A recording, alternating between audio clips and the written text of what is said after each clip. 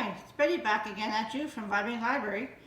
I just wanted to talk today a little bit about kitchen nutrition. I sold waterless cookware for about 8 years, and I learned some interesting things about cooking, which I didn't know before, and I've been using it ever since. It makes cooking easier, more nutritional, safer, and a lot of other good things that you'll be happy to hear. Anyways, today what I have right now is I have some cauliflower and some cabbage and some pierogies. I'll put them all in a pan together. There's no water added in here yet. Sometimes I'll use broccoli and mix different carrots and things together like that. But today we just picked this. And so what we do, we put this much water, sprinkle it around, give it a good shake. Now this cookware has 7 plies on the bottom, but if you use 5 plies, it should work too, and it has a temp tone on top to let me know when to turn the heat down to low. But if you don't have a temp tone, if you just have a regular lid, that's a fairly good lid that's sealed, the lid starts bouncing, that's your cue to turn it to low. But the thing is here is I'm cooking with very little water. The air will be pushed out in a vacuum when the tone goes off. And then I close it up and it cooks in its own little vacuum sealed and just below the boiling temperature, so it isn't killing the nutrients in the vegetables. So you have the combination of not very high heat, a little oxygen, and a little bit of water.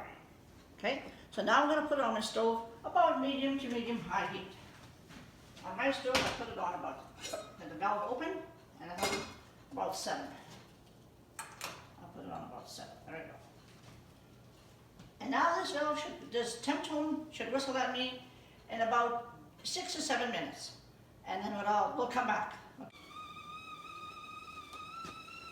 So now what's happening is it's coming to a tone. When it comes to a tone, I'll just simply take it off the heat because I got these solid elements. Now you see it come to a nice tone.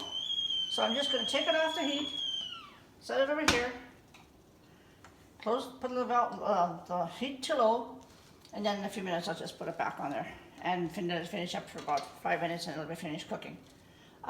This way, cooking it this way, you don't have to smell in the kitchen, you don't have the mess, there's nothing to run over, plus you're cooking your vegetables and they're retaining the nutrients in them as safely as it can be.